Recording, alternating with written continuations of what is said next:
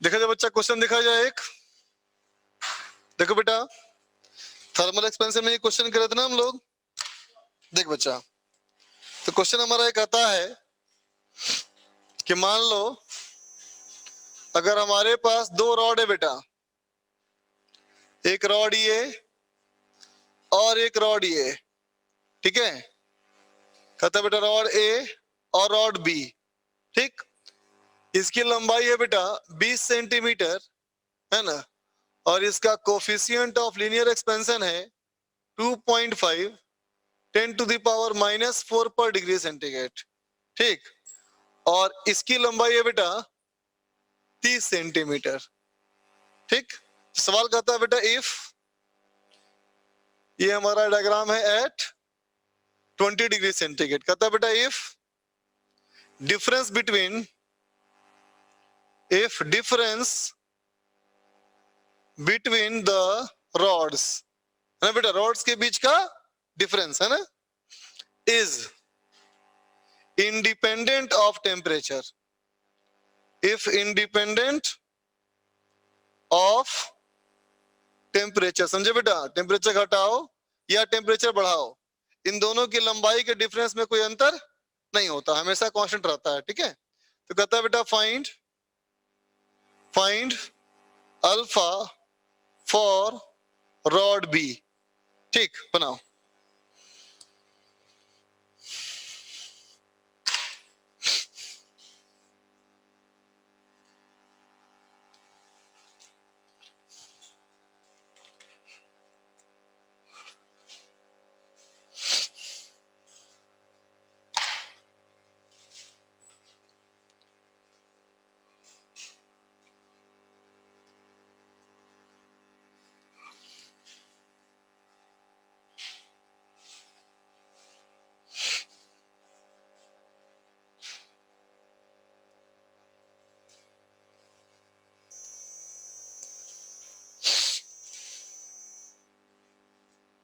हाँ बेटा, पहला सवाल है ये, बनाओ।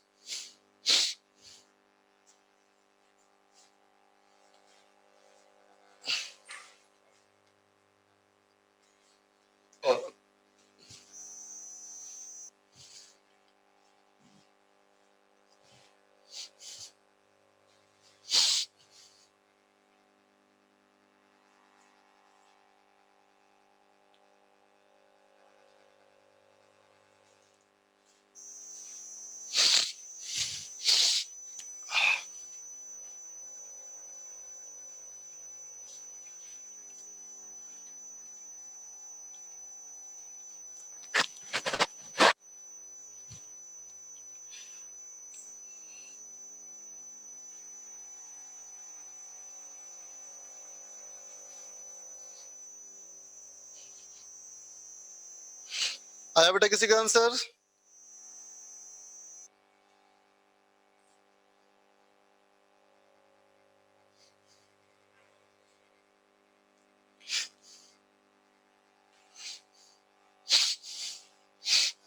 देख बेटा,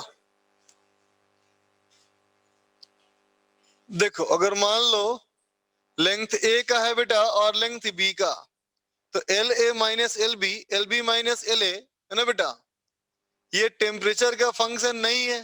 बोल बेटा, ये ना कहता है ना बेटा, इसका मतलब बताओ फॉर द टेम्परेचर ये चीज कांस्टेंट है कि वेरिएबल है? कांस्टेंट है ना बेटा। तो अगर टेम्परेचर के लिए ये कांस्टेंट है, इसका मतलब टेम्परेचर के रेस्पेक्ट में डिफरेंशिएट कर दे तो जीरो हो जाना चाहिए, है ना बेटा। तो ऐसे बोल सकते हैं D L B by D T minus D L A by D T should be equal to zero. बोल बेटा, है ना। तो देख तो बेटा, अल्फा का क्या था बताओ definition, 1/L D L upon D T ने बेटा। तो D L upon D T क्या हो जाएगा, अल्फा एल ना बेटा। तो ये कितना हो गया बताओ, अल्फा बी एल बी, और ये हो जाएगा बेटा एल ए अल्फा ए ना। तो अल्फा बी कितना हो गया देखो, अल्फा बी हो गया बेटा L A upon A B into alpha A, बन गया। ठीक है, एल कितना बेटा, ये 20 और ये 30, तो ये कितना हो गया, देखो 2/3 ना, इनटू ये बेटा 2.5 इंटू 10⁻⁻4, इसका मतलब हो गया बेटा 5/3 इंटू 10⁻⁻4 पर डिग्री सेंटीग्रेड। समझ गए?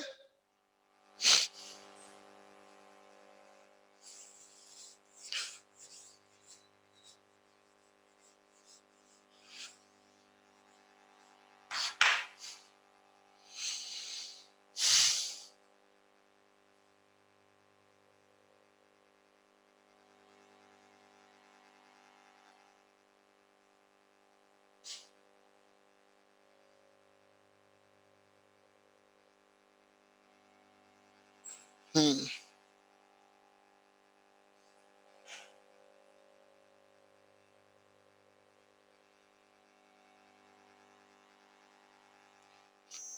देख बेटा, ए और ये दोनों रॉड जो है ना बेटा, ये दोनों स्टील का है,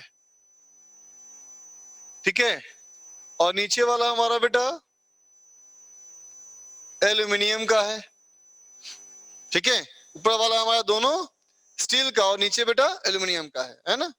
और डायग्राम कब का है ये, कहता है बेटा है 20 डिग्री सेंटीग्रेड, है ना। कहता है बेटा if if height of A from BC, BC से इसकी ऊंचाई जो है ना बेटा, है ना, remain remain constant, remain constant at all temperature, है ना। तो कहता है बेटा फाइंड रेशियो ऑफ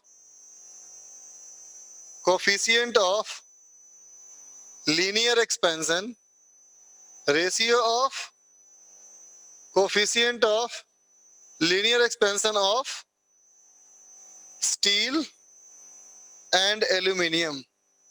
सवाल समझ गया बच्चा?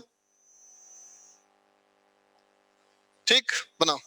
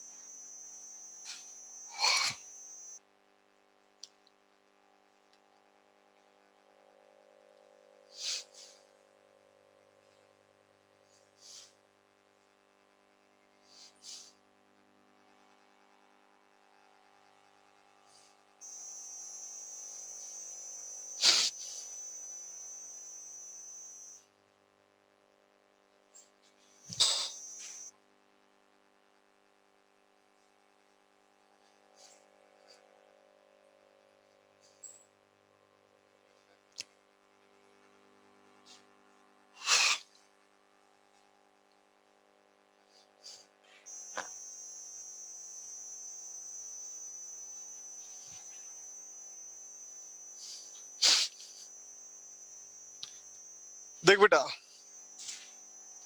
इस हाइट को h मान लिया जाए, है ना। तो ऐसे बोल सकते हो क्या, देखो तो बेटा h square is equal to length of steel का square minus length of aluminium का हाफ का स्क्वायर। बोलो तो, इस ट्रायंगल है बेटा पाइथागोरस थ्योरम, है ना। ठीक, हमसे कहा गया बेटा ये जो H है ये कांस्टेंट रहेगा ना, इसका मतलब इसका भी डिफरेंशिएशन टेम्परेचर के रेस्पेक्ट में 0 होना चाहिए। डिफरेंशिएट कर लो तो क्या कहेंगे बेटा, differentiating differentiating with respect to temperature, है ना बेटा। तो इसको डिफरेंशिएट करने पे 0 हो जाना चाहिए ना, और ये क्या हो जाएगा बोलो, 2 length of steel dl steel by dt minus 1/4 2 length of aluminium d length of aluminium by dt। बोल बेटा, होगा ना। अब देख बेटा इसको इधर ले आ तो क्या हो गया, 2 into length of steel into alpha steel into L steel is equal to, ये हो गया बेटा 1/2 length of aluminium alpha alpha A length aluminium. बोल बेटा, होगा ना। हमें क्या निकलना था बताओ, हमें निकलना था बेटा ratio of expansion of steel and aluminium. हमें क्या चाहिए बेटा, अल्फा एस बाई अल्फा ए, है ना। देखो क्या हो गया, 1/4 into length A square by length steel का स्क्वायर। बोल बेटा, समझा ना। ठीक है, अभी देखो तो सारी लंबाई तो बराबर थी ना, है कि नहीं। तो क्या कहेंगे, इन गिवन कंडीशन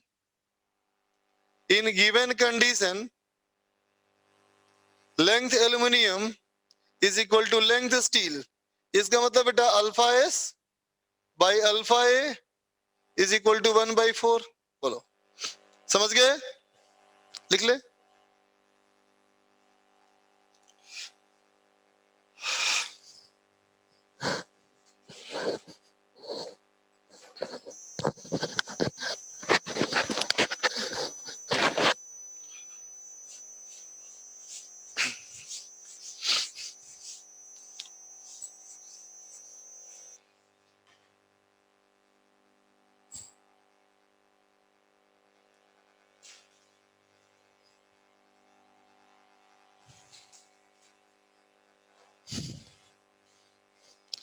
अब देख बेटा थर्मल स्ट्रेस की बात की जाए, है ना।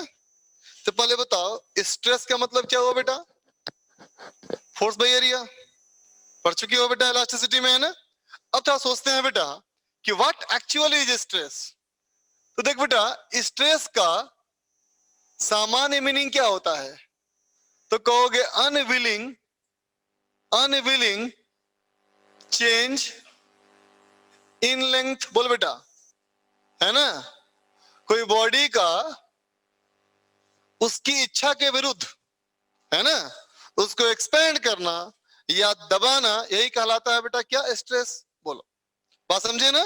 जैसे कि मान लो अगर रॉड है बेटा, है ना, तो रॉड अभी अभी इसकी लंबाई मान लो बेटा 10 सेंटीमीटर है, तो ये अपनी लंबाई 10 सेंटीमीटर ही रखना चाहता है। तुम जबरदस्ती खींचोगे बेटा या जबरदस्ती इसको दबाओगे तो आएगा स्ट्रेस। बात समझा ना। ठीक है, तो स्ट्रेस मतलब अनविलिंग, है ना, बॉडी का विल, है ना बेटा, बॉडी का मोलिकुलर स्ट्रक्चर, है ना। अब सोचो इस बॉडी को बेटा तुम गर्म करते हो, ये बॉडी एक्सपेंड करना चाहता है ना, तो बॉडी के खुद का विल है ना बेटा ये। बोलो, है कि नहीं। इसको गर्म करें बेटा हम और बॉडी खुद ही एक्सपेंड कर जाए तो स्ट्रेस आया क्या, नहीं, नहीं आया, है ना बेटा। हाँ, ये बॉडी एक्सपेंड करना चाहता हो और तुम इसको दोनों पॉइंट को फिक्स कर दो, एक्सपेंड ना करने दो, तो आएगा स्ट्रेस। बात समझा बेटा। ये बॉडी सिकुड़ना चाहता है लेकिन सिकुड़ने ना दे इसको, तो आएगा स्ट्रेस। बात समझ में आया ना बेटा। ठीक है, तो क्या कहेंगे, in case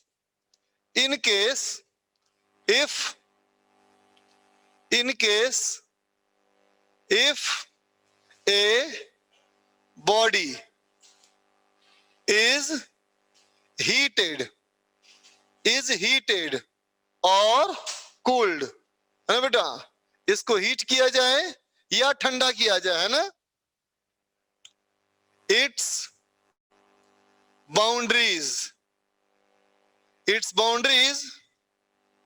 try to expand और कॉन्ट्रैक्ट, है ना बेटा। या तो वो फैलना चाहता है या वो सिकुड़ना चाहता है ना बेटा। ठीक है, तो कहेंगे restriction, restriction in expansion, restriction in expansion और कॉन्ट्रैक्शन, है ना बेटा। इसको फैलने में या सिकुड़ने में, है ना, जो तुम प्रतिबंध लगाओगे बेटा, है ना, उसी के वजह से क्या आएगा, इसमें स्ट्रेस आएगा, कॉजेज स्ट्रेस, है ना बेटा। ठीक है ना, ठीक है, ऐसे लिखो, कॉजेज थर्मल स्ट्रेस, टेम्परेचर की वजह से। बात समझ रहे बेटा। अगर बॉडी फ्रीली एक्सपेंड कर रहा है ना, तो उसमें किसी भी तरह का कोई स्ट्रेस नहीं आएगा, है ना बेटा। जब तक हम रेस्ट्रिक्शन नहीं देंगे तब तक इसमें स्ट्रेस नहीं आएगा, है ना बेटा। बॉडी 2 मिलीमीटर एक्सपेंड करना चाहता है बेटा, एक्सपेंड करने की जगह ही ना हो तो स्ट्रेस आएगा, है ना बेटा। पूरा एक्सपेंड कर गया, कोई स्ट्रेस नहीं, है ना बेटा। एक्सपेंड करना चाहता है 2 मिलीमीटर, लेकिन जगह सिर्फ 1 मिलीमीटर की हो तो भी आएगा स्ट्रेस। बोलो, बात समझे ना बेटा। ठीक है, तब देखो, मैंने कहा केस 1, पहला केस, ठीक है। हम कहें बेटा, if the rod is heated, हमने उसको गर्म किया, ठीक है बेटा, and allowed to expand freely, है ना बेटा। उसको पूरा एक्सपेंड करने का मौका दिया, है ना, तो क्या रहा होगा, होगा ये कि रॉड जिसकी लंबाई बेटा L थी, है ना, वो लंबाई अब कितनी हो जाएगी, L1 plus alpha delta T. इसका मतलब कहोगे L plus alpha L delta T. बोलो बेटा, ये थी T डिग्री सेंटीग्रेड पे, ये बेटा T plus delta T degree centigrade पे। बोलो, है ना, लंबाई बदली की नहीं, बदली नहीं बेटा, है ना। लेकिन कोई पूछे अभी कितना स्ट्रेन, तो 0, अभी कितना स्ट्रेस, तो 0, कुछ नहीं है इसमें, है ना, स्ट्रेस है ना स्ट्रेन है। बात समझना बेटा। तो स्ट्रेन का मतलब डिफॉर्मेशन होता है, और डिफॉर्मेशन का मतलब क्या होता है, अनविलिंग चेंज। बोल बेटा, है ना, किसी के आकार में परिवर्तन। तो आकार का मतलब क्या है, जो बॉडी खुद फ्री होकर के अपना शेप ले, है ना बेटा। तो तुम बचपन से बड़े हो गए तो क्या कहोगे, कोई खींच के लंबा कर दिया तुमको, नहीं ना, दिस नॉट स्ट्रेन, ये नेचुरल ग्रोथ है ना, इसमें कोई स्ट्रेन नहीं, कोई स्ट्रेन नहीं, है ना। लेकिन तेरा बाल बड़े खींच लगे, बोले तुमको लंबा कर रहा हूं मैं, फोर्सफुल स्ट्रेस तो क्या होगा, स्ट्रेस होगा, स्ट्रेन होगा, है ना। तभी इसमें क्या है बच्चा, कोई स्ट्रेस नहीं, कोई स्ट्रेन नहीं, ठीक है ना। फटाफट नोट कर ले इसको।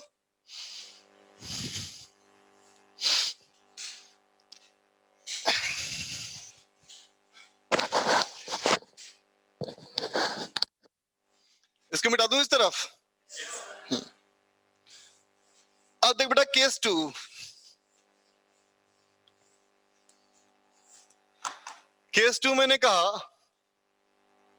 केस 2 मैंने कहा बेटा, इफ द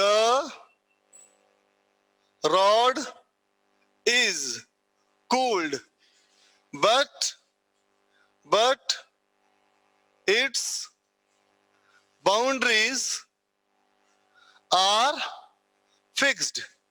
समझा बेटा।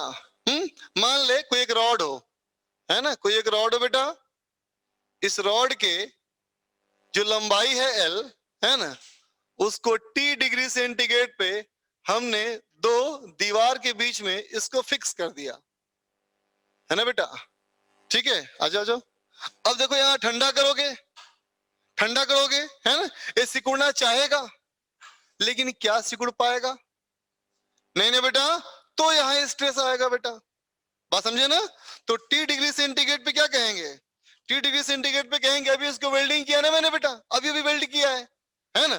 तो अभी देखो यहाँ और यहाँ पे किसी भी तरह का कोई फोर्स डेवलप नहीं होगा, अभी कोई फोर्स डेवलप नहीं इसमें, है ना। लेकिन जैसे ही मैं इसका टेम्परेचर T से माइनस डेल्टा T कम कर दूंगा बेटा, है ना, तो अभी भी तुम कहोगे कि इसकी लंबाई में कोई परिवर्तन नहीं आएगा, लंबाई उतनी ही रहेगी, है ना, लेकिन इसको एहसास ऐसा होगा कि जैसे कि कोई खींच के रखा है इसको, है ना बेटा, है ना। अब क्या होगा, ये रॉड जो होगा बेटा अपने दोनों एंड को ऐसे खींच रहा होगा, बोलो, है ना।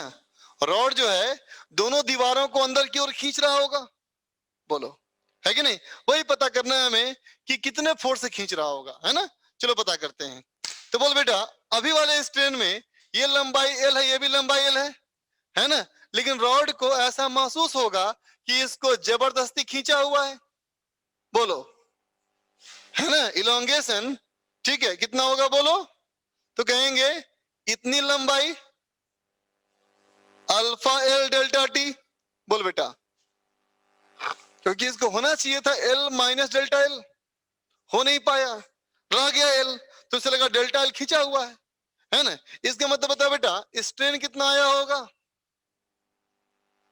क्या होता है बोलो, डेल्टा एल बाई एल ना बेटा, तो अल्फा डेल्टा टी, बोलो, ठीक है। तो फिर स्ट्रेस कितना आया होगा, स्ट्रेस क्या होता है बोलो, यंग्स मॉडुलस इनटू स्ट्रेन, है ना बेटा, यंग्स मॉडुलस इनटू स्ट्रेन। इसका मतलब अल्फा वाई डेल्टा टी, है ना। तो ये फोर्स कितना आया होगा, तो कहेंगे फोर्स भी निकाल सकता हूं मैं, स्ट्रेस इनटू एरिया, कौन सा एरिया, ये एरिया ऑफ क्रॉस सेक्शन है बेटा, तो कहेंगे कितना होगा, alpha Y A delta T. समझ में आ गई बेटा बात ये, बोलो, ठीक है। इतने फोर्स से रॉड अपने दोनों एंड को अंदर की ओर खींच रहा होगा, है ना। हाँ, अगर तुमने इसको गर्म किया होता तो भी लंबाई नहीं बढ़ती, लेकिन उस समय रॉड दोनों दीवारों को धकेल रहा होता, है ना बेटा। ठंडा करोगे तो खींचेगा और गर्म करोगे तो धकेलेगा, है ना। लिख ले इसको।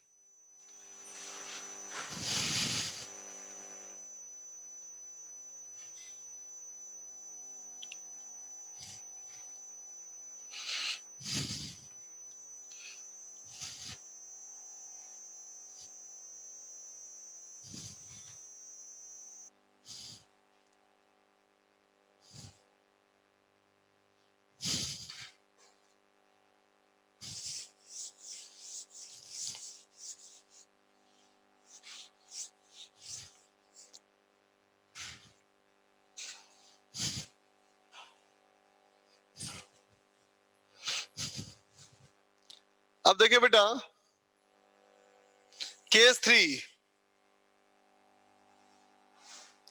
केस थ्री में हमारा क्या एक्सपेंशन होगा, गर्म करेंगे एक्सपेंशन होगा, लेकिन पूरा नहीं, है ना। एक्सपेंड करना चाहता है 5 मिलीमीटर, लेकिन जगह सिर्फ 2 मिलीमीटर को हो, है ना बेटा। तो क्या कहेंगे इसको हम, इनसफिशियंट, इनसफिशियंट एक्सपेंशन, है ना बेटा, या कॉन्ट्रैक्शन, ठीक है।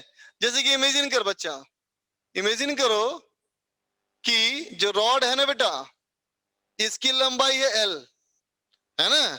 इसको हमने दो दीवार के बीच में रखा है, एक दीवार ये है बेटा और एक दीवार है ना। और दोनों के बीच में जो गैप है ना बेटा, ये गैप है एल प्लस एक्स। इसका मतलब चाहे तो एल प्लस एक्स तक आ सकता है, लेकिन उसके बाद नहीं, है ना बेटा, ठीक। और यहां क्या कहेंगे कि इलोंगेशन, इलोंगेशन, इलोंगेशन नहीं बोलना चाहिए मुझे, एक्सपेंशन बोलना चाहिए, है ना। एक्सपेंशन, है ना बेटा, एक्सपेंशन एक्सपेक्टेड, रॉड कितना कर रहा है बेटा expect, alpha L delta T, है ना, जो कि एक से बड़ा है ना बेटा। Alpha delta L delta T, जितना ये रॉड एक्सपेंड करना चाह रहा है वो इस गैप से बड़ा है ना। तो 5 मिलीमीटर में फैलना चाहता है, 2 मिलीमीटर की जगह है, इसका मतलब 3 मिलीमीटर दबा हुआ है ना बेटा। तो हम क्या कहेंगे, कॉम्प्रेशन कॉज्ड, कॉम्प्रेशन कॉज्ड। इसको क्या लगेगा कि वो दबा हुआ है, कितना दबा हुआ है बताओ, तो कहेंगे alpha L delta T minus X. इतना फैलना चाहता था, इतनी जगह है तो इतने का दबाव हो गया बेटा, है ना। तो स्ट्रेन कितने का हुआ बताओ, स्ट्रेन कितने का हुआ? तो स्ट्रेन हो गया alpha L delta T minus X divide by L. बोल बेटा, है ना। तो स्ट्रेस कितना हुआ? Young's modulus into strain is equal to alpha L delta T minus X by L into Young's modulus, है ना बच्चा। तो फोर्स कितना हुआ? फोर्स हुआ F equal to tau into area. इसका मतलब Y A by L alpha L delta T minus X. इतना फोर्स से अभी बताओ ये रॉड इसको धकेल रहा होगा या खींच रहा होगा? धकेल रहा होगा, है ना। लिख ले।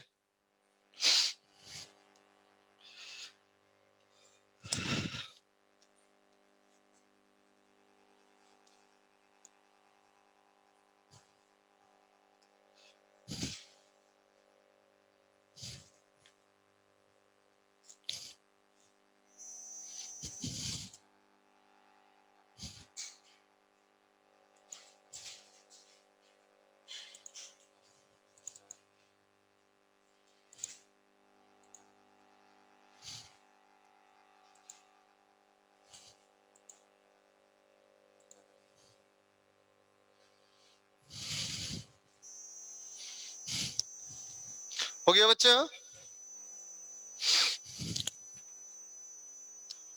तो देखो तो एक क्वेश्चन किया जाए।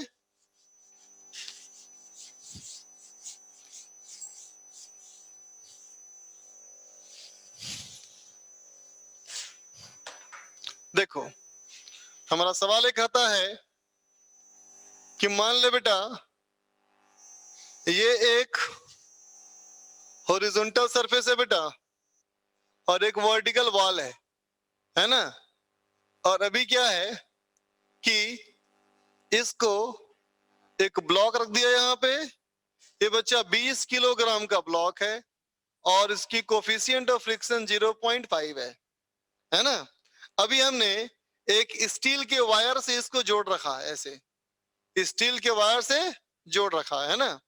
और कहता है बेटा कि जो लंबाई इसकी है ये 20 सेंटीमीटर है और इसका जो एरिया ऑफ क्रॉस सेक्शन है ये है 2 मिलीमीटर स्क्वायर, है ना बेटा। चलो 5 कर लेते हैं, 5 मिलीमीटर स्क्वायर। इसका यंग्स मॉडुलस है बेटा 10 टू द पावर 11 न्यूटन पर मीटर स्क्वायर। ठीक है, 20 सेंटीमीटर पे भी है। कहता है बेटा at 20 degree centigrade the wire is in relaxed mode. क्या मतलब हुआ इसे बताओ? इसमें एक्सटेंशन कॉम्प्रेशन कुछ नहीं है ना बेटा। ठीक है, अब कहता है find the temperature, find the temperature up to which the block will not move. समझ में आया बेटा? कहता है कितने टेम्परेचर तक ये ब्लॉक मूव नहीं करेगा, है ना। तो बताओ तुम क्या करना चाहोगे, गर्म करना चाहोगे ठंडा करना चाहोगे? नहीं बेटा, अगर गर्म करोगे तो ये तो वायर ना है, तार है ना बेटा, क्या होगा बताओ? ढीला हो जाएगा, झूल जाएगा। बोलो, है कि नहीं? जैसे कि मान लो मैं सोचूं कि मेरा कमरा थोड़ा छोटा है, एक लोहे की तार से यहाँ बांध दूं और मैं सोचूंगा गर्मी के दिन में जो तार है वो दीवार को धकेल के रूम बड़ा कर देगा मेरा। क्या होगा? तार झूल जाएगी। बोलो, है ना। ठीक, हाँ, लेकिन कूल करेंगे तो ये सिकुड़ना चाहेगा, लेकिन सिकुड़ तब तक नहीं सकता जब तक कि ब्लॉक आगे ना बढ़े। So cooling is the best way, है ना बच्चा। ठीक है, तो सवाल करना चाहता है कम से कम कितना टेम्परेचर। बात समझ में आई? चलो ट्राई करो।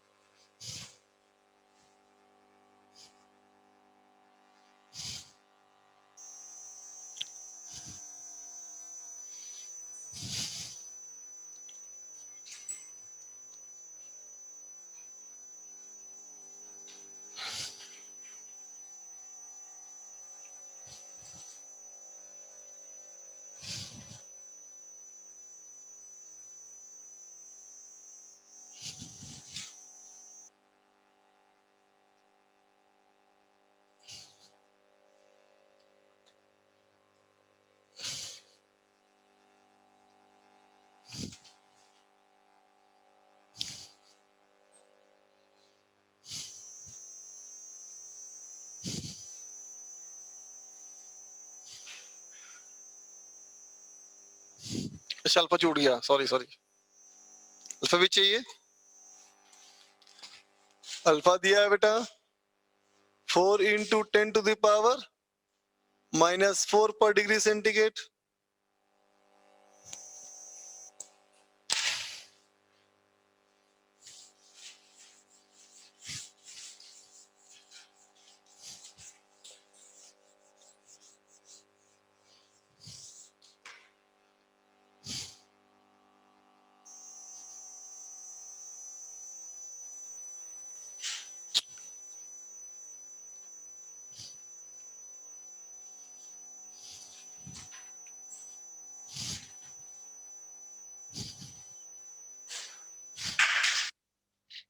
राज का आया आंसर, हर्ष का भी आया आंसर। राज आर्यन हर्ष वर्धन।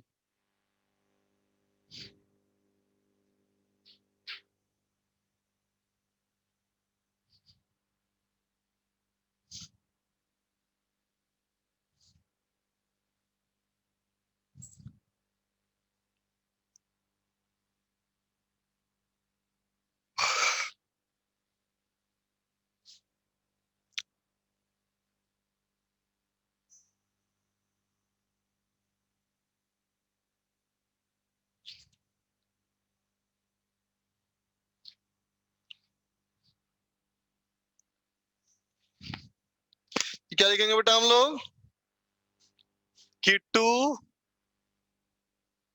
जस्ट मूव क्या होना चाहिए बेटा, इसके खींचने का फोर्स, इसके खींचने का फोर्स लिमिटिंग फ्रिक्शन के बराबर होना चाहिए ना। एक खींचने वाला फोर्स इसके लिमिटिंग फ्रिक्शन के बराबर होना चाहिए बेटा। अब बताओ इस फोर्स का फॉर्मूला क्या था हमारा, alpha Y A delta T, और ये कितना हो गया बेटा म्यू एन। देख अल्फा हमारा हो गया 4 × 10⁻⁻⁴, वाई है बेटा 10⁻11, एरिया हमारा है 5 × 10⁻⁻6 into delta T is equal to 0.5 × 10 × 10। ठीक है, तो देखो बेटा 5 कैंसिल और 0.5 और 10 कैंसिल, है ना। तो कितना हो गया देखो तो 10⁻⁻⁴, 10⁻⁻6, 10⁻⁻10, तो 10 हो जाएगा बेटा, तो पूरा कैंसिल हो गया देखो, है ना। ठीक है, इसका मतलब कितना बचा, ओ मास था 20, मास था 20, तो यहाँ बच जाएगा 2, है ना, तो जाएगा बेटा 2/4, इसका मतलब 0.5 डिग्री सेंटीग्रेड बेटा, है ना। तो आंसर क्या हुआ,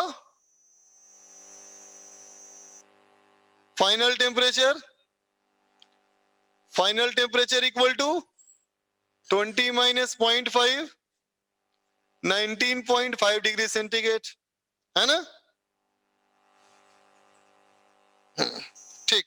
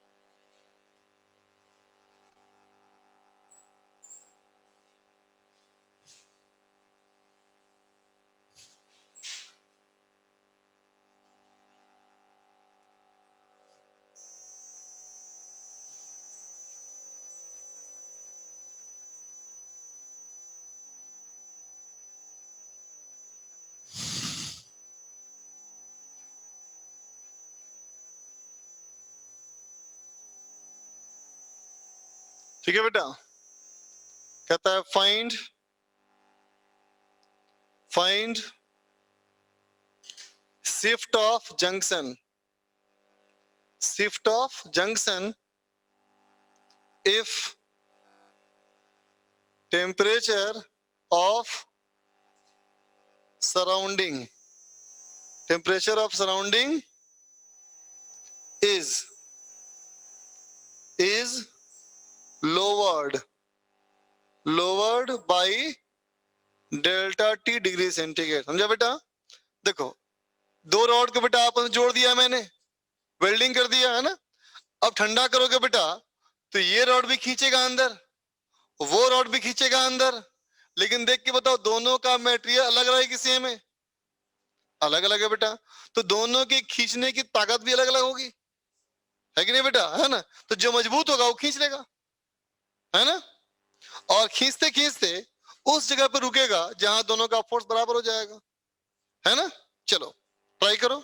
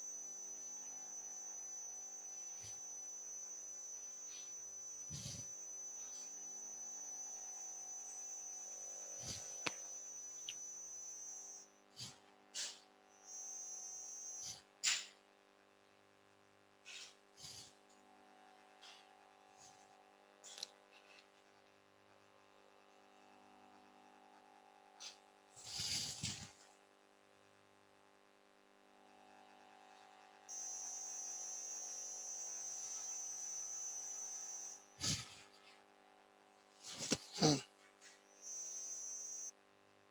हम्म हम्म। देख बच्चा, पिन दे। ये सोच बेटा कि जैसे मान ले एक रॉड है हमारा, है ना? ठीक है, इसमें भी कोई स्ट्रेस नहीं है ना? ये एक्सपेंड होकर के मान लो इतना होना चाहता है ना? ये लंबाई थी मान ले बेटा 100 से 100 मिलीमीटर, और ये होना चाहता है 100 मान लेते हैं 5 मिलीमीटर, है ना बच्चा? तो देख, अगर इसको यहाँ से सोचें तो ये अपनी बाउंड्री धकेलना शुरू किया, अभी धकेल रहा है 100 न्यूटन से, है ना? लेकिन थोड़ा सा फैला बेटा तो अब हो गया 101 मिलीमीटर। अब ये धकेलने का फोर्स जो होगा ना बेटा घट जाएगा, ये जगह 90 न्यूटन, और आगे जाएगा तो और कम हो जाएगा, घटते घटते यहाँ फोर्स हो जाएगा ये 0, है ना? तो वैसे समझो, एक कोई कम है और एक कोई ज्यादा है ना बेटा, है ना? तो जो सिकुड़ना चाहता है और वो सिकुड़ना शुरू हो गया तो उसका फोर्स घटना शुरू हो गया, लेकिन जो सिकुड़ना चाह रहा था वो लंबाई बढ़ गई तो उसका तो फोर्स बढ़ जाएगा ना, है कि नहीं? और जहां दोनों का बराबर हो जाएगा वहां रुक जाएगा। आया कॉन्सेप्ट समझ में?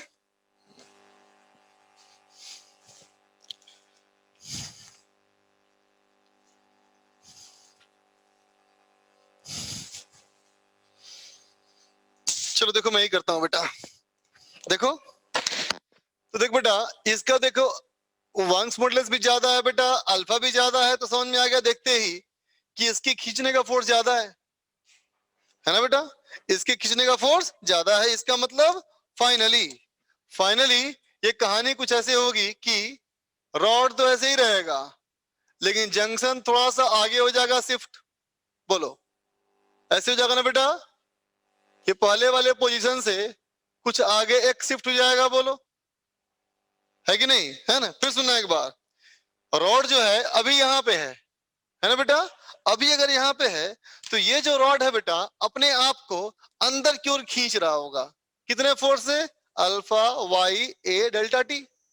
तो alpha Y A delta T कितना हो गया देखो तो, 4 alpha Y delta T A, और ये अपने आप को अंदर खींच रहा हो कितने फोर्स से?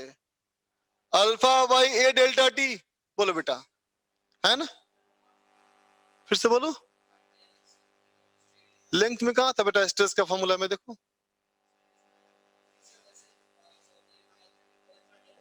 हाँ हाँ बच्चा, रुक रुक रुक रुक रुक रुक रुक, जब इसके लिए बोलेगा ना बेटा एक्सटेंशन, तो अल्फा एल डेल्टा टी, इसका होगा अल्फा 12 डेल्टा टी, फिर ये डिवाइड होगा 12 से, वो डिवाइड होगा एल से। आई बात समझ में? तो देखो बेटा, इसका फोर्स बड़ा है ना, इसका फोर्स छोटा है ना। मान लेते हैं कि चलो ये हमारा है बेटा 100 न्यूटन, तुमको समझाने के लिए मैंने मान लिया 100 न्यूटन, और ये है बेटा 25 न्यूटन, है ना। ठीक, हुआ क्या, ये अपनी तरफ खींच पाया कि नहीं खींच पाया? तो यूं सोचना बेटा कि देखो ये जो 100 है ना, थोड़ा सा खींच लिया, है ना, तो 100 से हो गया 90, है ना बेटा। लेकिन देखना ये खींचना चाह रहा था, उल्टा इसी को खींच लिया, है ना बेटा। तो ये 25 से हो गया 35, इसके बढ़ गया तनाव, है ना बेटा। बस हमसे मान लो पापा से तुम 500 मांगो, पापा से मांगो 500 रुपए की मूवी देखने जाना है शाम में, पापा नो रिएक्शन, तो स्ट्रेस आ गया दिमाग में, है कि नहीं, है ना। लेकिन मान लो थोड़ा हल्का सब मुस्कुराए और 100 रुपये पकड़ाए, तो टेंशन कम हुआ थोड़ा सा। बोलो है कि नहीं, 100 रुपये और दिए और टेंशन कम हुआ, है ना। बात समझे। लेकिन इसका क्या है, तुम पापा से मांगा 500 रुपए, वो तुम्हारे गुल्लक में से निकाल लिया 100 रुपये उल्टा। इतना स्ट्रेस बढ़ गया, है ना। तो इसका स्ट्रेस क्या हो रहा है बेटा, बढ़ती जा रहा है, और इसका घटती जा रहा है ना। तो जहां पे इन दोनों का फोर्स बराबर हो जाएगा वहां पे रुक जाएगा बच्चा। बात समझ गया ना। तो अगर हमने कहा कि एक्स मूव किया उसके आगे नहीं गया, इसका मतलब इस जगह आकर के अब ये बढ़ करके उतनी वैल्यू हो चुका है जितना ये घट के हुआ है। क्लियर, ठीक है। तो चलो बात करें बेटा, after shifting, after shifting of junction, junction के शिफ्ट करने के बाद की बात करें, तो बोलो बेटा अगर मैं ए की बात करूं, है ना, तो ए तो सिकुड़ना चाह रहा था कितनी लंबाई से? अल्फा एल डेल्टा टी से, है ना। हुआ क्या, उसको और एक्स खींच दिया, है ना बेटा। इसका मतलब इसमें एक्सटेंशन कितने का है बताओ? तो कहोगे x plus alpha L delta T. बोल बेटा, ये बात समझा ना, ठीक है। इसका मतलब इसमें स्ट्रेन कितने का है? स्ट्रेन कितने का है बोलो? X plus alpha L delta T by L, है ना बेटा। तो इसमें स्ट्रेस कितने का है? Young's modulus Y into X plus alpha L delta T by L, है ना बेटा। तो अभी ये कितने फोर्स पे है? तो Y A by L X plus alpha L delta T, ठीक है ना। अब चलो बी की बात करें, फॉर बी, है ना बेटा। बी का एक्सटेंशन कितना है? तो कहेंगे देखो बी जो है अल्फा एल डेल्टा टी सिकुड़ना चाह रहा था, जिसमें से एक्स कर लिया, है ना। इसका मतलब इसका स्ट्रेन इतना कम है एलोंगेशन में बेटा, है ना। इसका मतलब बेटा इसमें स्ट्रेन कितना है, इसमें स्ट्रेन कितना है बेटा, 4 alpha L delta T minus X divide by 12, है ना बच्चा। तो स्ट्रेस कितना है इसका, तो कहेंगे वाई, वाई कितना 2y ना, 2y into 4 alpha L delta T minus X by 12, ठीक है बेटा। तो फोर्स कितना है, तो फिर से एरिया से मल्टीप्लाई कर देंगे, तो कहेंगे बेटा 2 2 कट गया, तो हो गया Y A by L into 4 alpha L delta T minus X, है ना। If X is the final shift, अब और शिफ्ट नहीं, है ना बेटा। इसका मतलब दोनों दोनों का फोर्स बराबर, है ना बच्चा। तो कहना चाहिए अब, नाउ, अब कोई शिफ्ट नहीं होना चाहिए बेटा, है ना। तो दोनों का फोर्स बराबर कर दे दोनों को हम, है ना बेटा। तो कहेंगे नाउ इन इक्विलिब्रियम, अब आ गया इक्विलिब्रियम, तो दोनों का फोर्स बराबर कर दिया जाए। तो देखो वाई ए बाई एल दोनों में कॉमन ही है, तो खाली इसको बराबर कर दो, X plus alpha L delta T should be equal to 4 alpha L delta T minus X, बोलो बच्चा, ठीक है ना। इसका मतलब कितना हो गया एक्स, एक्स कितना हो गया बोलो, 3 alpha L delta T divide by 2, ये होना चाहिए बोलो, ठीक। देख ले बच्चा,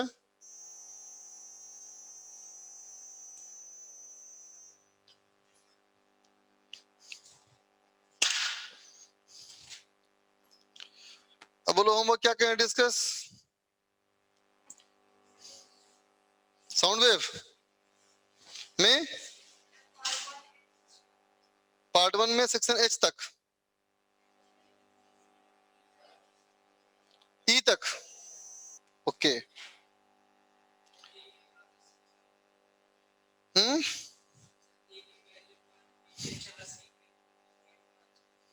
ये क्या है, अरे मैं तो काउंट कर रहा था कितने क्वेश्चन दे रहा हूँ मैं होमवर्क तो भी लिख लिया तूने अच्छा, जो तू ये बनाया होगा 5 कर लिया होगा, तो लगा क्या मतलब, लगा नहीं सिर्फ 5 सवाल ही है, 5 दिए भी होमवर्क, क्या मतलब है यार चलो निकालो, ए में पूछो, सेक्शन ए, ऑनलाइन भाइयों, this is first question, no बच्चा, this was last question, how many students are there, lot of students,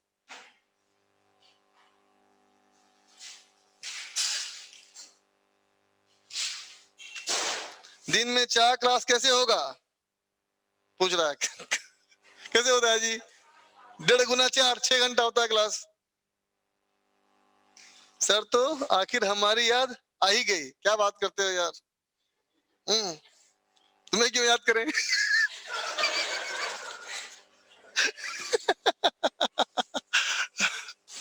मजाक मजाक, डोंट माइंड,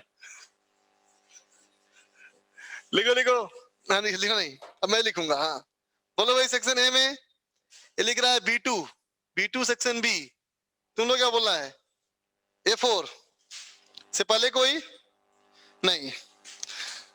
चल बच्चा, question number A4, sound wave, question says the pressure at a point varies between 99980 pascal to 1000020। देख बच्चा, इस सवाल में हमारा मिनिमम प्रेशर है बेटा 99980, है ना बेटा, और मैक्सिमम प्रेशर हमारा क्या है देखो 1000020 पास्कल, है ना बेटा, ठीक।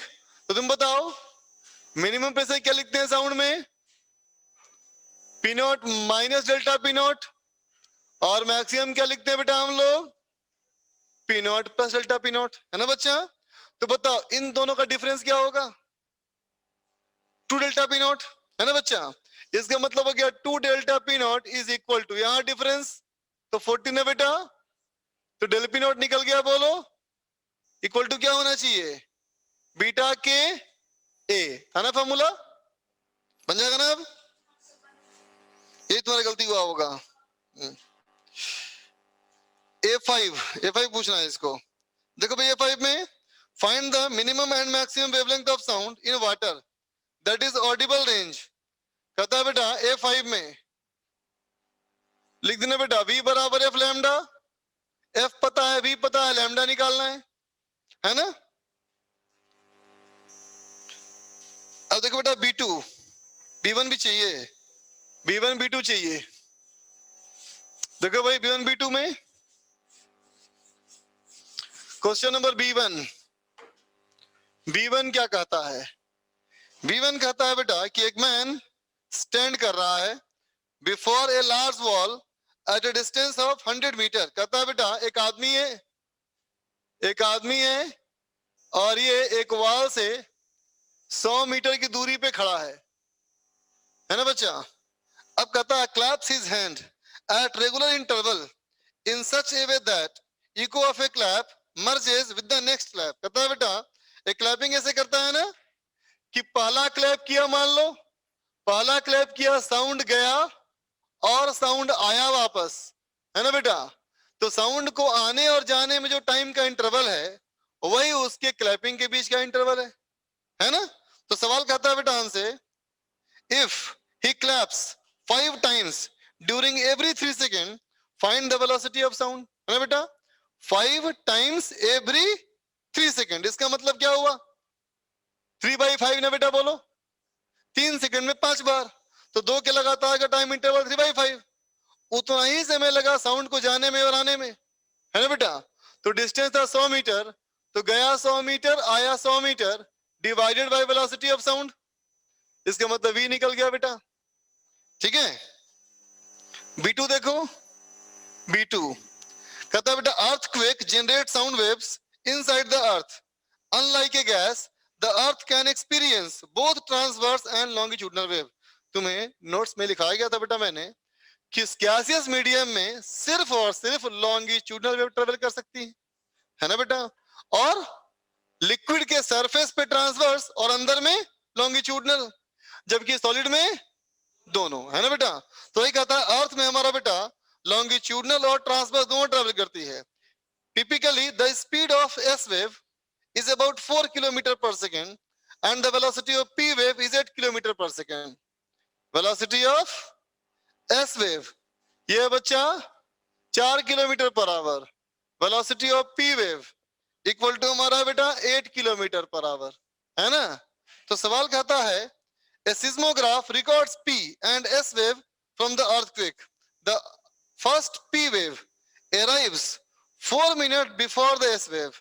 Assuming the wave stable in straight line, the epicenter of earthquake is, कहता बेटा देखो ये अर्थ हमारा, तो मान लो अंदर इस वाले पॉइंट पे इसका एपिसेंटर है, मतलब यहीं से हलचल शुरू हुई, है ना। तो कहता बेटा देखो इसकी स्पीड कम है ना, इसकी स्पीड ज्यादा है ना, ठीक। तो अगर मान लो ये डिस्टेंस x है ना बेटा, तो इस वाले वेव को और इस वाले वेव को यहां पहुंचने में जो टाइम इंटरवल होगा बेटा वो क्या होगा, तो कहोगे x/4 माइनस x/8, है ना।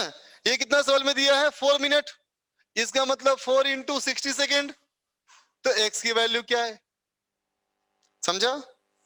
ठीक है, और एक क्वेश्चन है सही नहीं है बेटा, ये वाकई में कॉन्सेप्ट है कि नहीं, ये वाकई में एक कॉन्सेप्ट है ना। ठीक, लोग सोचते बोलते हैं बेटा कि इतना साइंस आगे बढ़ गया, मौसम विज्ञान पता कर लेता है कि 4 महीने बाद कौन सा मौसम आने वाला है, बारिश कितनी उठनी कितनी होगी, और भूकंप का पता नहीं कर पाता, है ना। तो भूकंप का पता कैसे करे, क्या सैटेलाइट धरती के अंदर जाएगा ये तो नहीं हो सकता, है ना। होता किससे है, यही तरीका है बेटा, यही सिस्मोग्राफ है ना। इसमें से एक ट्रांसवर्स वेव है और एक लॉन्गिट्यूडनल वेव है ना। तो इमेजिन कर कि मान ले बेटा अगर कहें ट्रांसवर्स वेव है, इसका मतलब वाइब्रेशन ऐसे ऐसे ना, और कहूं लॉन्गिट्यूडनल वेव है मतलब कैसे कैसे, ऐसे ऐसे बोलो, ऐसे ऐसे होगा उधर ऑसिलेशन, है ना। तो मान ले बेटा कोई बिल्डिंग यहाँ खड़ी है ना, तो इमेजिन करो इस बिल्डिंग को इससे खतरा है बेटा या इससे खतरा है, नहीं बेटा इससे खतरा है रे, इससे खतरा क्या होगा, इस तरह के ऑसिलेशन से, है ना बेटा, मकान कभी नहीं गिरते, क्योंकि नींव तो होती है ना मजबूत बेटा। बिल्डिंग कितनी ऊंची बनाता है लोग, तो नींव तो बहुत गहरा डालता है ना बेटा, अर्थ को तो अंदर तक पकड़े हुए है वो। तो इस ऑसिलेशन से बिल्डिंग को कुछ खास फर्क नहीं पड़ता है। इस ऑसिलेशन का हमको पता भी नहीं चलता है ना। हमको पता है अर्थ इतना घूम रहा है, सन के चारों तरफ घूम रहा है, क्या चलता है पता जी, बोलो कि नहीं, है ना। फर्क किससे पड़ता है, ऐसे से। जब ऐसे से हिलता है ना बेटा, तो जो लेयर के ऊपर लेयर जो ईंटें बंधी हैं, है ना, ऐसे हिलने से क्या होता है, ये होता है डिस्टर्ब, और ये स्लाइड करेगा लेयर, है ना, और बिल्डिंग गिर जाएगी, है ना। तो देखिए इसकी स्पीड जो है, इस वाले की स्पीड ज्यादा है, तो ये पहले पहुंच जाएगा, और छोटे भाई साहब बाद में आएंगे, है ना। तो बड़े भाई साहब जब पहले पहुंच चुके हैं, तो सिस्मोग्राफ बता चुका है कि बड़े भाई आ चुके हैं, छोटे भाई आ रहे हैं पीछे से, है ना। लेकिन ये टाइम इंटरवल इतना कम है बेटा कि सिर्फ बचाओ बचाओ चिल्ला सकते हो तुम और कुछ नहीं कर सकते, है ना। भाई सोचो, हलचल अर्थ में यहाँ पे अगर हुई, तो हलचल होने के पहले तो कोई थोड़ी बता सकता कि यहाँ हलचल होने वाला है, तो यहाँ साइंस कोई काम का नहीं, बोलो, है ना। अर्थ के अंदर में हम कितना भी बुक पढ़ ले बेटा, लेकिन सही मायने में सच्चाई किसी को नहीं पता कि अर्थ के अंदर क्या है ना। हम लोग जो पढ़ते हैं वो प्योर थ्योरेटिकल कॉन्सेप्ट है ना। इसके अंदर क्या है, नो वन नोज, है ना। जब अंदर क्या है पता ही नहीं है, तो हलचल होने के बाद ही पता लगेगा हाँ, तो इस तरह का वेव का स्पीड कम होता है, और लॉन्गिट्यूडनल की वेव की स्पीड ज्यादा होती है, तो ये पहले पहुंच जाएगा। तो सिस्मोग्राफ पढ़ेगा किसको बेटा, लॉन्गिट्यूडनल वेव को। बात समझा, ये सवाल बहुत ही प्रैक्टिकल क्वेश्चन था बेटा ये। आगे चले, आगे बोलो, बी में B3 का सेकंड पार्ट कहता है बेटा, पहला पार्ट तो ही गया होगा, खाली फॉर्मूला अप्लाई करना है। एक बच्चा लिख रहा है, अंदर सर सिर्फ डायनासोर की हड्डियां आई हैं। बेटा हो सकता है डायनासोर भी हो चलो देखो, नंबर हमारा B3 कहता है, बी पार्ट में, if now temperature is raised bye 1 kelvin from 300 kelvin, find the percentage change in the speed of sound in the gaseous mixture, है ना बच्चा। कहता है कि टेम्परेचर को हम 1 केल्विन से बढ़ा दें, है ना, तो percentage change in sound, sound gaseous medium में कितना चेंज करेगा। ये मिक्सचर कहाँ है, अच्छा ऊपर लिखा है मिक्सचर। चलो देखो, तो देख बेटा, वेलोसिटी ऑफ साउंड का फॉर्मूला क्या था बताओ, under root gamma R T by M naught, है ना बेटा। तो देख, square root gamma R by M naught तो कांस्टेंट है बेटा, वेरी कौन किया, शिफ्ट टेम्परेचर ना, तो इसको डिफरेंशिएट कर दे, डीवी अपॉन dt क्या हो जाएगा बेटा, square root gamma R by M naught 1/2 root T होगा, ठीक। तो अब बताओ, इस dt को यहां भेज सकते हैं, है ना। अब देख बच्चा, ये इक्वेशन नंबर 1, इक्वेशन नंबर 2, इनको आपस में डिवाइड कर दो, तो क्या हो जाएगा, dv अपॉन v बराबर 1/2 dt अपॉन t, ठीक है ना। परसेंटेज चेंज, तो चेंज बाय टेम्परेचर इनटू 100, है ना। तो कहता है हमारा, देखो क्या कि टेम्परेचर में कितना चेंज किया, टेम्परेचर में चेंज किया था बेटा 1 केल्विन, इसका मतलब कितना हुआ, हाफ इंटू 1/300 ना, 300 में एक चेंज किया, तो dv अपॉन v निकल गया, तो परसेंटेज में क्या हो जाएगा, लिख दो 1/600 इंटू 100, 1/6%, ठीक है। आगे चलो, इसको B4 पूछना है। देख बेटा, B4 में, B4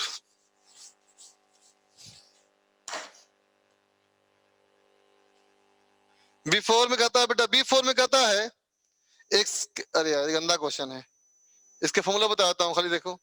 A gaseous mixture has 24% argon, 0.32% oxygen and 44% of carbon dioxide by मास।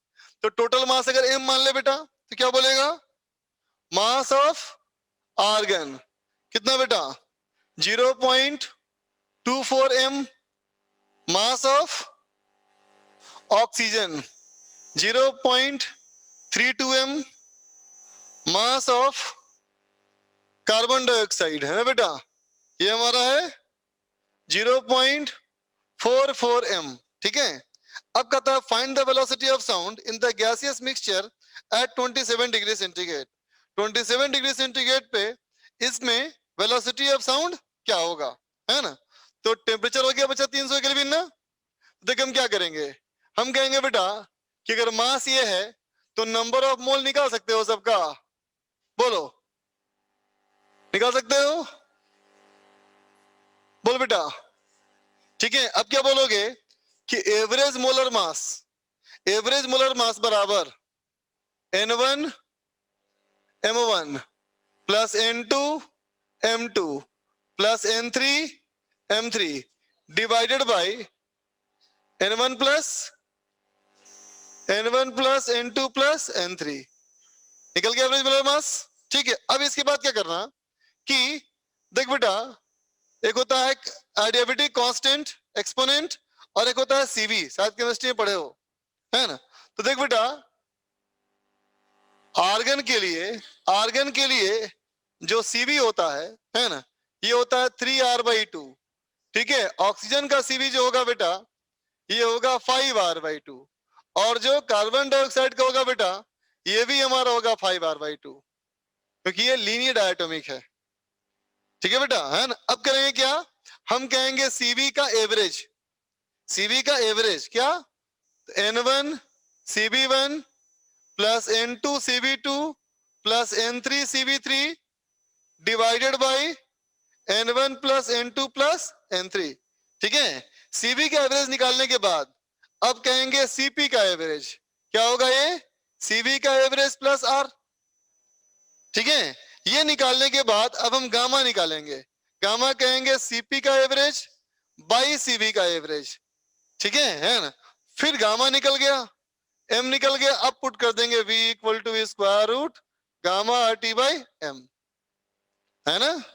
इतना समझ में आ ही गया होगा, है ना, कि क्वेश्चन नहीं करना है। कुछ खास कॉन्सेप्ट इसमें है नहीं, है ना, सिर्फ कैलकुलेशन है। चलो आगे चलो, सेक्शन सी में आ जाओ। सी में कोई पूछना है बच्चा ऑनलाइन, नहीं पूछना। 21 चैप्टर में आता है, ये आएगा बेटा थर्मोडायनेमिक्स में, है ना। अगला चैप्टर हमारा भाई है, ध्रुव को पूछना है C2। देख बेटा C2 में कहता है बेटा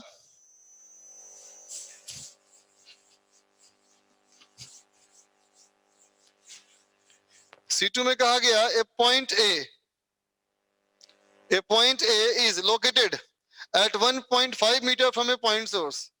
कहता है बेटा एक पॉइंट सोर्स मान लो, इस पॉइंट सोर्स से 1.5 मीटर की दूरी पे कोई पॉइंट P है ना, और सोर्स की फ्रीक्वेंसी है बच्चा 600 हर्ट्ज।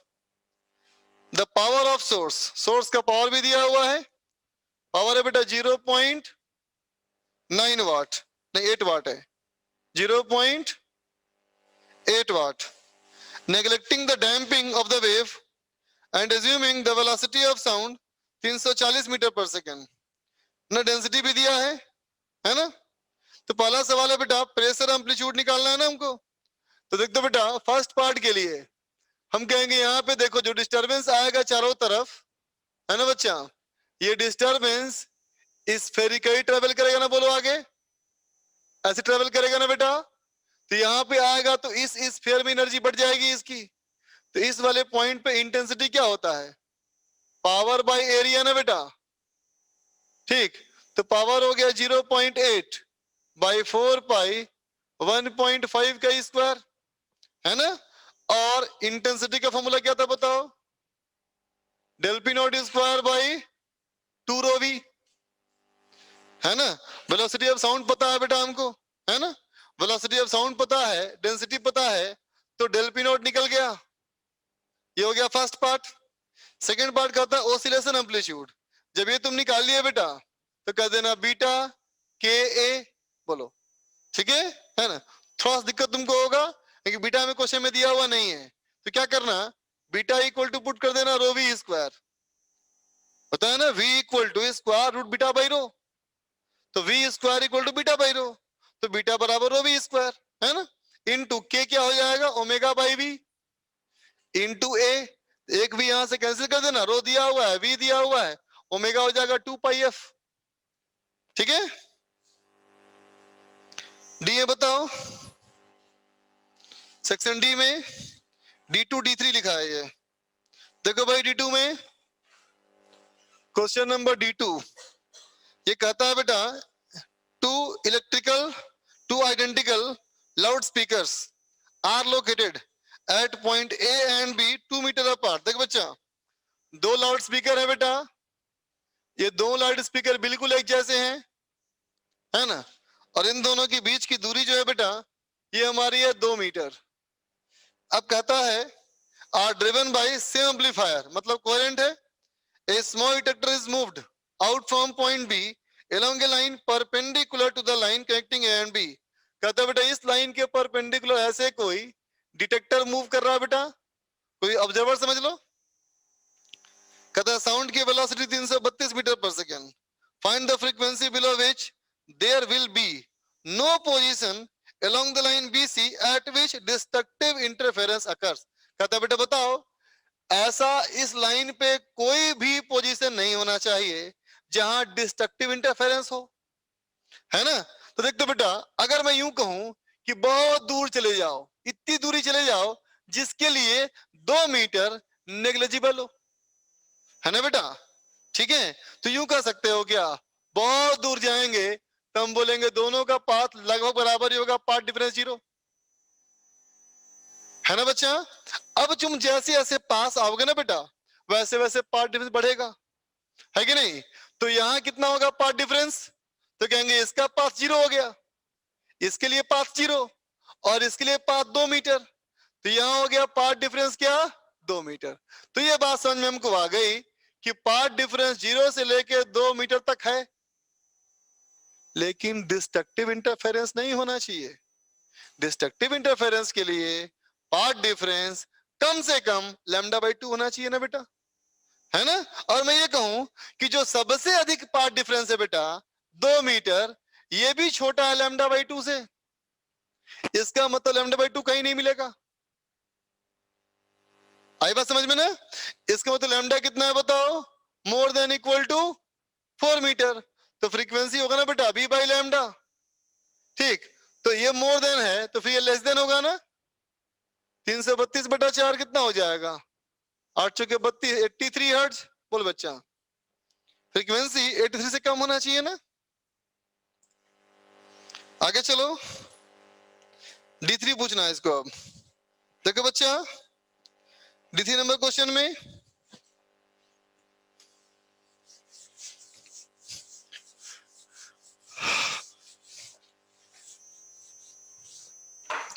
क्वेश्चन नंबर D3 कहता है बेटा a sound source detector and a movable wall are arranged as shown in the figure. In this arrangement detector is detecting the maximum intensity. If the speed of sound is 330 meter per second in air, frequency of sound is source is 660 hertz, then find the minimum distance by which the wall should be moved away from the source so that detector detects minimum intensity। देखना बच्चा ये है source और ये है बच्चा detector और इसके आगे एक वॉल, है ना। सुनो ध्यान से बेटा, इस डिटेक्टर के पास 2 तरह की वेव पहुंच सकती है, एक डायरेक्ट, बोलो बेटा, है ना, और दूसरा यहां साउंड आया बेटा और रिफ्लेक्ट होने के बाद, बोलो बेटा, 2 तरह का साउंड सुन सकता है ना बेटा, ठीक है। तो अभी कहता है कि ये सुन रहा है मैक्सिमम इंटेंसिटी, इसका मतलब कंस्ट्रक्टिव इंटरफेरेंस है ना। कहते बताओ कम से कम कितना शिफ्ट कर दोगे, है ना बेटा, कि वो डिस्ट्रक्टिव हो जाए, है ना। तो देख बच्चा कंस्ट्रक्टिव इंटरफेरेंस के लिए हमारा फॉर्मूला क्या था बोलो, delta x equal to N lambda, है ना बेटा। और डिस्ट्रक्टिव के लिए क्या था फॉर्मूला बोलो, delta X equal to n minus half और n प्लस हाफ दोनों कर सकते हैं बेटा, क्योंकि हमें बढ़ाना है इसलिए मैंने प्लस कर लिया अभी, है ना। तो पहले बेटा इतना पार्ट डिफरेंस था, अब मेरे को ऐसा पार्ट डिफरेंस चाहिए, है ना। तो बोलो चेंज इन पाथ डिफरेंस कितना करना पड़ेगा, लैम्डा बाई 2 करना पड़ेगा ना बेटा, बोलो ठीक है ना। ठीक, अब सोचो अगर तुम इस वाल को यहां ले आए तो तुमने इसको x मूव करा दिया आगे, अगर तुमने इसको x मूव कराया बेटा तो ये वाला पाथ जो है ये तो ऐसे ना आएगा, बोलो। तो तुम अगर वाल को बच्चा x दूरी करोगे तो पाथ की लंबाई 2x बढ़ जाएगी, है कि नहीं बच्चा, है ना। तो पाथ डिफरेंस में कितना चेंज हुआ, तो हो गया 2x equal to lambda by 2, तो x लैम्डा बाई 4, खत्म।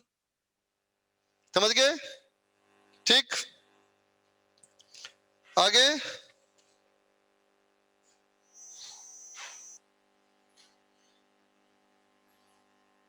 देखो, एक बच्चा जो ऑफिस का भेज रहा है फोन नंबर, तो कौन सा खोला ऑफिस रे, 0512259681, किसको देना है नंबर ये, ओ गलती से भेज दिया, तो सही से कोई और भेजेगा। चलो आगे पूछो, section D, section E, E1।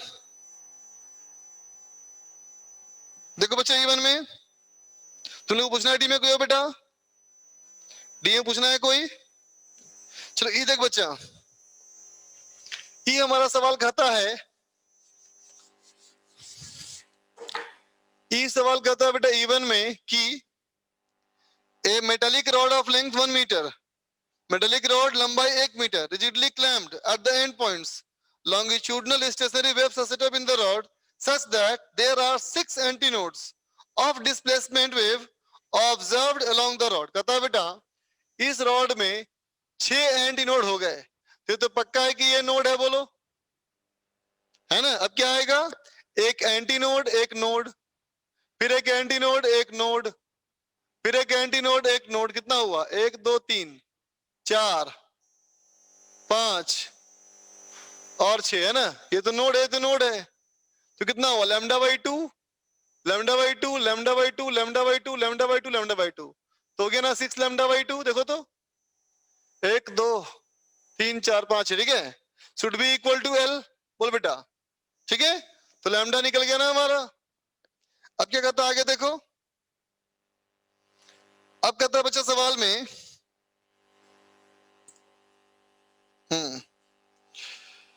The amplitude दिया हुआ है, एम्पलीट्यूड हमें दिया हुआ है 2 इंटू 10 पावर माइनस 6 मीटर, ये है बच्चा 2 इंटू 10 पावर माइनस 6 मीटर।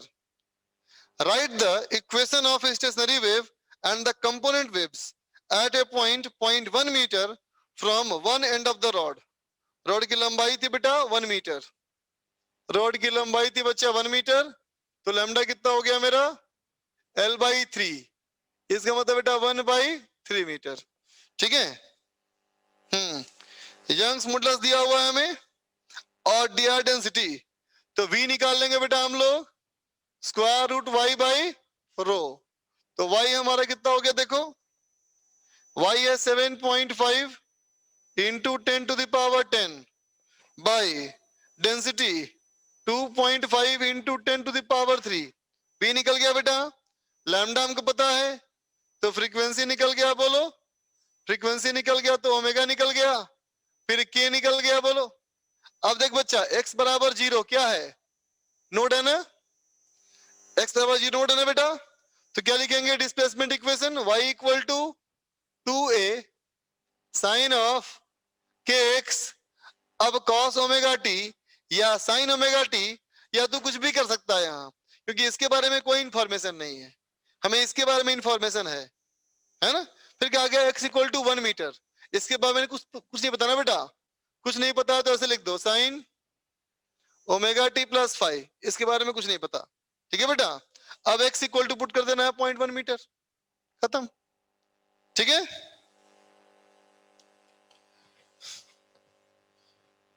और पूछना है कोई बार तुम लोग को ई में कोई, तो शो नेक्स्ट टाइम खत्म कर लेगा पूरा, क्या खत्म कर लेगा, एक्सरसाइज 1। पार्ट में बचा कितना है भाई, बोलो, सेक्शन एस तक है ना, सेक्शन एस तक है ना बेटा, ई कर लिया, एफ जी एच, ज्यादा कर बेटा, आप बहुत करना है हम लोग डिस्कस ना हम लोग को। हाँ, अरे कल छुट्टी है ना, तब हद करते हो यार, क्या ऑर्गेनिक क्लास है, मत करना, फिजिक्स का होमवर्क करना, ठीक है। अब वो क्लास क्यों ले रहा है, तो मैं अपनी बात क्यों मानूं, है कि नहीं, मेरी क्लास तो नहीं है ना। सेक्शन ई तक कर दें, सी तक कर दें भाई, देख सेक्शन ए में 3 सवाल, बी में 2 सवाल, नहीं बी में 4 सवाल, और सी में 3 सवाल, क्या लिख लिखा है, ए में 4। चलो चलो, बीच क्या मामला सेट किया जाए, सेक्शन डी तक करके आना है, पार्ट 1 कंप्लीट पूरा करना है, ई में एक क्वेश्चन है तो भी कर ले यार, ई तक कर ले फिर, ठीक है, चल बाय बच्चा।